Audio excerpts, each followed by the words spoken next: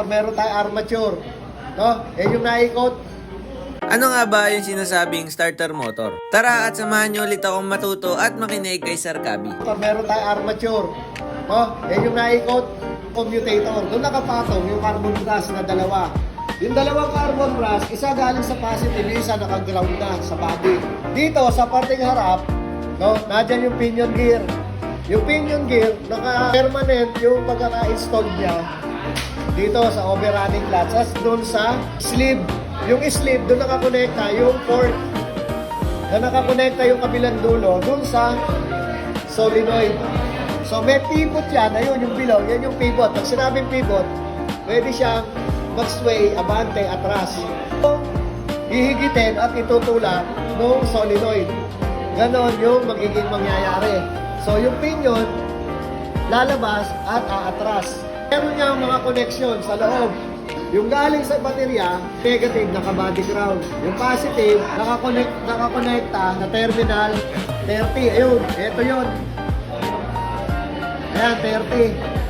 Yung terminal C, nakakonekta, ito, yung sa ilalim. Yan yung terminal C. Diyan nakakonekta yung field coil. Dulo ng field coil, nakakonekta dun sa positive na brass na nakapatong sa commutator. Yung kabilang dulo ng brass, naka-negative. Yung kulay pula, yung nasa gitna, yun yung terminal 50. Sa nakakonekta sa terminal ST na start na ignition switch. Ito yon, ito. Yung bilog na puti na yan yung ST.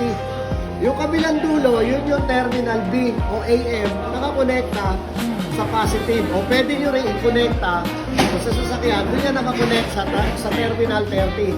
Pero dito, para mas malinaw, dito na kinonekta sa positive. Sinusi, in-start, nagdikit, yung AMP, yung battery terminal ng ignition switch at no ST. So, nagkaroon ngayon ng kuryente, yan, yung pula. Yung 50, nakakonekta sa kanya, yung tinatawag nating hold-in coil doon sa solenoid. Hold-in, pag sinabing hold-in, hahawakan niya yung plunger. Ano yan yung kinokonektahan na to? Dito ang port, plunger ang tawag. Nandiyan sa loob ng plunger, yung coil. Hold-in sa pull-in. So, magkakaroon ng kuryente, sinwitch mo, in-start mo, magkakaroon ng kuryente, yung pula, yung hold-in coil, hahawakan niya ngayon yung plunger. Yung pull-in coil, nakakonekta din dun sa hold-in. Ayun, yung puti. Magkakakuryente yun. Nakakonekta siya sa terminal C. Yung terminal C, doon nakakonekta yung coil. Diretso yan sa ground. So, magkakaroon ng kuryente yung coil. Hahatakin niya pa atras, kaya nga pull-in eh. Hahatakin niya papasok yung plunger. Hinatak niya, tutulak niya ngayon yung levers kasama yung pinion assembly. Didikit yan o mag-levers doon sa flywheel ring gear.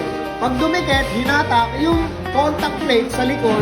Pag didikitin niya yung terminal 30 at yung terminal 6C, didikitin ngayon no? Contact plate kasi umatras eh. Yung kuryente ngayon, yung verde na yan, detaloy ngayon sa terminal 30, contact plate at terminal C. Magkakaroon ng kuryente yung field coil. Naka-negative yung isang brass. Etong armature, nakakonekta naman yan sa commutator. Yung commutator, coil din. Ito, coil din. So, magkakakuryente ngayon niya kasi may brass eh. No, yung brass, dinadaanan ng kuryente. Magkakakuryente yung commutator, diretso sa armature. Kung di-develop ng EMF, may EMF to, field coil. Pag may EMF, magkakaroon yan ng magnet. Ito, north, ito, south. Ang nangyayari, magre-repel yan. Iiwas na gano'n. Ilan yung field coil sa loob? 4. Iwas yan ng iwas hanggang sa umikot na yan. Naka-mesh, yung pinion gear sa flywheel, umiikot to. Top-rank niya ngayon yung makina. At yun lang ang process kung paano mag-work ang isang starter motor. Kaya salamat ulit sa panonood. God bless us all.